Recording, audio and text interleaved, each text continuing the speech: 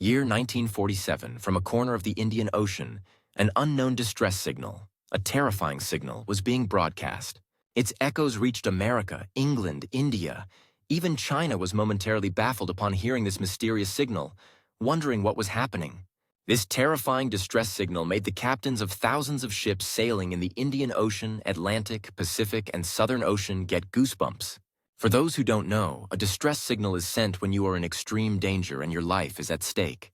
When this distress signal was sent, many ships passing through the Indian Ocean and international listening stations heard it. When they traced the source of this mysterious signal, everyone's breath stopped for a moment. Immediately, a search party was dispatched toward that distress signal to find out who was asking for help, sending such a terrifying signal. But when help arrived, the people on the rescue ship saw something that made their hearts almost jump out of their chests. Many even wet themselves upon seeing that terrifying sight. The crew had to flee from there in panic. This is the story of the SS Ourang Medan ship. That unknown, terrifying distress signal was continuously being broadcast from this very ship. What exactly had happened on this ship that forced them to send a distress signal? This case became such a mystery that people are still searching for answers today.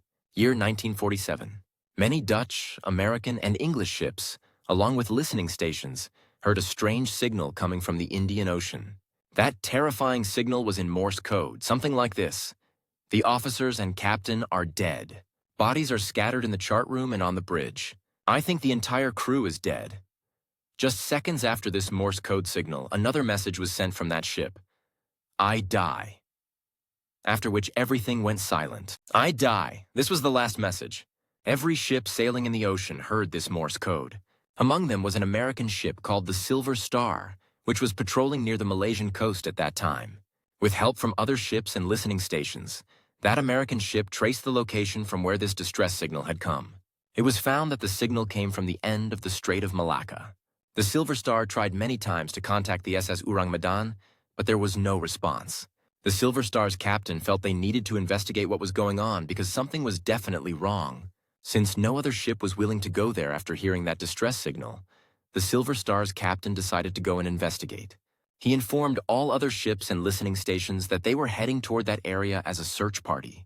The Silver Star started its engine and headed toward the SS Ourang Medan. After traveling for many hours, the Silver Star's captain spotted a ship far away through his binoculars. From his experience, he could tell that the ship was completely dead. Its engine had failed, and it was just drifting on the ocean waves. This was not a good sign, especially since a distress signal had already been received from there. As the Silver Star got closer, the ship appeared increasingly frightening because there was complete silence on it. On its bridge, where the steering wheel is located, they couldn't see anyone, nor did they see any person moving around. If a distress signal comes from a ship and its engine fails, one would expect people on that ship to come to the deck and wave their hands, calling for help. But in the case of SS Ourang Medan, nothing like that was seen. If anything was visible, it was silence. By now, the sun had set, and darkness had slowly started spreading. But on the SS Ourang Medan, no light was lit, no lamp. The ship was just floating alone. It was a terrifying scene. The Silver Star's crew members began thinking there was no one on that ship. So was the signal sent by a ghost? Fear gripped the Silver Star's crew. When the Silver Star reached near the SS Ourang Medan, they blew the pressure whistle, that horn, and sent many Morse codes to get attention, thinking someone must be on that ship who would reply. But there was silence everywhere, and in that silence, the sound of waves was making the atmosphere even more terrifying. After some time of silence and weirdness, the Silver Star's captain said, "Enough. We can't just sit quietly waiting for their response. We have to go on the ship." Meanwhile, the crew's legs were trembling. They were hesitating to move forward. Then the captain shouted an order that they had to board the SS Ourang Medan and see what had happened there. The captain and crew members had a premonition before boarding the ship that they would see something very bad, as they had already seen many red flags. They were anticipating something bad, but I don't think they were prepared for what was about to happen. When they climbed onto the ship's deck, what they saw made everyone's eyes widen in shock. A pile of bodies was lying on the floor before them. All crew members of the SS Ourang Medan had died in some mysterious way, including the captain. One strange thing the Silver Star's captain noticed was that all crew members had fallen on their backs, and for some unknown reason, their hands were raised upward. as if some mysterious weapon from the sky was attacking them, and they were trying to protect themselves from that enemy. It looked like extreme fear was on everyone's faces. It seemed that in their final moments they had gone through a lot of fear and pain. There was also a dog there, whose mouth was open. It looked like it was looking up at the sky in anger, baring its teeth and growling. Not only that, but it had even bitten off its own tongue. What was in the sky? Because everyone's death position was the same. Everyone was looking upward before dying and trying to protect themselves from that thing with their hands. The Silver Star's crew members were stunned seeing all this. Their legs began trembling, and their hearts came to their throats. They kept staring at those bodies. Their eyes couldn't move away from those corpses, as if they had frozen right there. They then went to the bridge, where they found more bodies. Everyone was in the same position.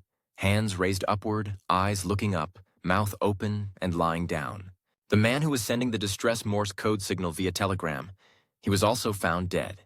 But his position was different. He was slumped over the telegram machine, and his finger was still on the telegraph machine from where he was sending the Morse code. He was the only person not lying on the ground with his hands raised. He had died while sending the distress signal, but his eyes were closed, as if he didn't want to see anything, as if seeing that thing itself brought death. Some crew members went down to the ship's engine room. Normally, inside a steel ship, the temperature should be quite hot. But that wasn't the case at all. The room was completely cold, as if someone had turned on a refrigerator. They found bodies there too, in exactly the same position. Hands up, eyes up, and mouth open, as if they had taken their last breaths in terror. In the engine room, you can't even see the sky, so what invisible force were they trying to protect themselves from? The ship had no damage. Yes, the engine was off, but otherwise the entire ship was intact. And the same was true for the ship's crew members. There was no external injury on any body. Not a single scratch on those bodies, no wounds. Despite that, all the bodies were rapidly decomposing, which shouldn't have been happening so quickly. The ship had sent the distress signal only a few hours ago. So how could those bodies decompose so quickly? How did their bodies start rotting so fast with that terrible smell? This means that thing, that power, absolutely didn't want any evidence left behind. The Silver Star's captain, considering everything, decided they shouldn't touch these bodies because they didn't know. What if touching them spread some disease? The captain ordered not to disturb the bodies and decided to tow the ship, the SS Ourang Medan, so they could take it to their country and hand it over to experts, so those experts could figure out what exactly had happened. They attached the tow line. The Silver Star's captain gave the signal to move forward. Pulling the SS Ourang Medan felt like it was a very large and heavy ship, but actually it wasn't. Still, the Silver Star had to put full effort into pulling it. After running the propeller at full speed, as soon as the ship began moving forward, smoke started coming out from inside the SS Ourang Medan. Seeing this, the crew members got scared and quickly cut the tow line and returned to their ship. Just a few seconds later, the Ourang Medan, which was standing quietly with the calm waves, suddenly had a huge explosion. The explosion tore the ship apart, blowing it to pieces. The blast was so big that the Ourang Medan mysteriously rose a few meters above the water, and with a splash, a shockwave came out, and the ship fell back into the water and sank right there. Now everything had washed away in the water, and there was no evidence left of the SS Ourang Medan. What remained was only the testimony of the Silver Star's crew, who had experienced all this with their own eyes. The Silver Star returned to their country and told the concerned people about this terrifying incident. But they had no evidence to prove their story. The ship had sunk. The bodies were gone. Everything had disappeared into the depths of the ocean. So some people believed them, while others mocked them, saying they had made up the whole story. And those who didn't believe had a solid argument. When investigators searched the shipping registries, they found no record of any ship named SS Ourang Medan. No registration, no ownership documents, nothing, as if this ship never existed. But here's where things get interesting.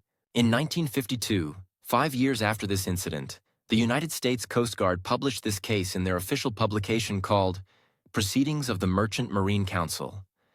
This wasn't some random magazine or a sensational newspaper. This was a credible government publication. The Coast Guard confirmed that multiple ships and listening stations had received the same distress signal that day. They acknowledged that something genuinely strange had happened. So if the U.S. Coast Guard took this case seriously enough to publish it officially, then clearly this wasn't just a made-up story. Something real happened on that ship. The question is, what? And this is where the theories begin. Not supernatural theories, not ghost stories, but scientific explanations that actually make sense. Some investigators believe the ship wasn't in any official registry for a very specific reason, because it was an illegal ship. And what was it carrying? Deadly chemicals. We're talking about nitroglycerin, potassium cyanide, and possibly even leftover chemical weapons from World War II. You see, the war had ended just 2 years before this incident in 1947. After the war, there was a massive problem. What to do with all the chemical weapons that were manufactured? Disposing of them properly was expensive and complicated. So some people found an easier solution: sell them illegally or smuggle them out on unregistered ships. Japan had a secret unit during the war called Unit 731, which conducted horrific chemical and biological experiments. When Japan surrendered, tons of these chemicals needed to disappear, and ships like the Ourang Medan might have been used for exactly this purpose, transporting dangerous materials that no one was supposed to know about. This would explain why the ship had no official records. If you're smuggling illegal weapons, you don't create a paper trail. You register the ship under a fake name or in a country with loose regulations, or you don't register it at all. Now let me explain what these chemicals can actually do to the human body, because this is where the mystery starts making sense. Take potassium cyanide. This is one of the deadliest poisons known to mankind. If containers carrying this chemical leaked on the ship, they would release hydrogen cyanide gas into the air. And here's the terrifying part. You can't see this gas. You can't smell it until it's too late, but breathing it causes immediate cellular death. Your cells literally cannot use oxygen anymore. Your body starts shutting down. Cyanide poisoning causes violent muscle spasms before death. Your muscles contract uncontrollably. This could explain why all the bodies were found with their arms raised and mouths open. Their muscles had seized up in their final moments, freezing them in those horrifying positions. And the expressions of terror on their faces? That's also explained. Cyanide poisoning causes extreme panic and agony before death. The crew wasn't looking at something in the sky. Their brains were dying, creating nightmarish sensations in their final moments. But there's another possibility: carbon monoxide poisoning. This is called the silent killer for a reason. You can't see it, smell it, or taste it, but it can kill an entire crew within minutes. Here's how it could have happened. If the ship's boiler or engine malfunctioned, it could have started producing carbon monoxide instead of carbon dioxide. This gas would spread through the ship's ventilation system, and the crew wouldn't even know they were breathing poison. Carbon monoxide causes something called hypoxia. Your brain stops getting enough oxygen. And when this happens, people experience extreme confusion, hallucinations, and panic. They see things that aren't there. They feel like something is attacking them. This explains everything. The crew looking upward with raised hands? They were hallucinating. Their dying brains were creating visions of something terrifying above them. They were trying to defend themselves from an enemy that existed only in their poisoned minds. The dog biting its own tongue? Carbon monoxide poisoning causes seizures in animals. The dog was likely having violent convulsions before it died, accidentally biting through its own tongue. And the telegraph operator with closed eyes? He probably realized something was wrong. Maybe he could feel himself losing consciousness, feel his thoughts becoming clouded. He kept his eyes closed, perhaps trying to focus, perhaps because he didn't want to see whatever hallucinations were appearing, and kept sending the distress signal until his very last breath. Now let's talk about the rapid decomposition. Remember how the bodies were rotting unusually fast even though the distress signal had been sent just hours ago? Normally, visible decomposition takes days, but certain factors can speed this up dramatically. Chemical exposure is one of them. If the crew was exposed to certain poisons before death, those chemicals continue breaking down the body's tissues even after death. Also, the Strait of Malacca is one of the hottest, most humid regions on Earth. In such extreme conditions, bodies can start showing signs of decomposition within hours, not days. The combination of chemical exposure and tropical heat created the perfect conditions for rapid decay. And what about the freezing engine room? The crew reported it was ice cold, which seems impossible for a steel room in a tropical ocean. But science has an answer for this too. When certain chemicals evaporate rapidly, they absorb heat from their surroundings. This is called an endothermic reaction. If chemical containers in the engine room had leaked and the chemicals were evaporating, they would literally suck the heat out of the room, making it feel like a refrigerator. Nitroglycerin and certain industrial solvents are known to cause exactly this kind of cooling effect when they evaporate quickly. And finally, the explosion? This makes perfect sense now. Nitroglycerin is one of the most unstable explosives ever created. Even a small change in temperature, a slight vibration, or a sudden jolt can make it detonate. The Strait of Malacca's heat and humidity would have been slowly destabilizing this chemical throughout the voyage. When the Silver Star attached the tow line and started pulling, that sudden movement, that jerk and vibration, was the final trigger. The nitroglycerin exploded, and because it was probably stored near other chemicals, it created a chain reaction, a massive blast that tore the ship apart. This also explains why smoke appeared before the explosion. The chemicals were already reacting, already building up pressure, already producing smoke. The explosion was inevitable. The Silver Star's crew cutting the tow line and running away probably saved their lives. A few more seconds, and they would have been caught in that blast. So what really happened on the SS Ourang Medan? Based on all the evidence, here's the most likely scenario. The ship was secretly transporting hazardous chemicals, possibly illegal cargo, possibly leftover weapons from World War II. Somewhere during the voyage, something went wrong. A container cracked. A seal broke. Poisonous gas started leaking into the ship. The crew began experiencing the effects. Confusion, difficulty breathing, hallucinations. They didn't understand what was happening. They thought something was attacking them from above. They raised their hands to defend themselves against enemies that existed only in their poisoned minds. One by one, they collapsed. The telegraph operator, probably one of the last survivors, managed to send out a desperate distress signal. His final words, "I die," were transmitted as the poison claimed him too. By the time the Silver Star arrived, the gas had mostly dispersed into the open air. But the damage was done. The crew was dead. The chemicals had accelerated their decomposition, and the unstable explosives in the cargo hold were like a ticking time bomb, waiting for one final trigger. When the Silver Star tried to tow the ship, that bomb went off. The explosion destroyed everything: the bodies, the chemicals, the evidence, the ship itself. Everything sank to the bottom of the Strait of Malacca. And because the ship was never officially registered, there were no records to follow up on. The perfect crime. The perfect cover-up. All the secrets went down with the ship. But even with all these scientific explanations, we don't know for certain. We don't know exactly what chemicals were on board. We don't know who was behind the illegal shipment. We don't know the full horror of what that crew experienced in their final hours. The ocean keeps its secrets well. The SS Ourang Medan lies somewhere at the bottom of the Strait of Malacca, taking its truth with it forever. And here's something that will keep you awake at night. That same stretch of ocean, that same cursed location. In 2014, Malaysian Airlines Flight 370 disappeared there with 239 passengers on board. The plane vanished from radar without a trace. Despite the largest search operation in aviation history, the aircraft was never found. 239 people gone. Just like that. Same location, same silence, same mystery. What is it about that part of the ocean? Is it just coincidence? Or is there something about that place that we still don't understand? Some mysteries have scientific explanations, and some mysteries remain mysteries forever. Over and out.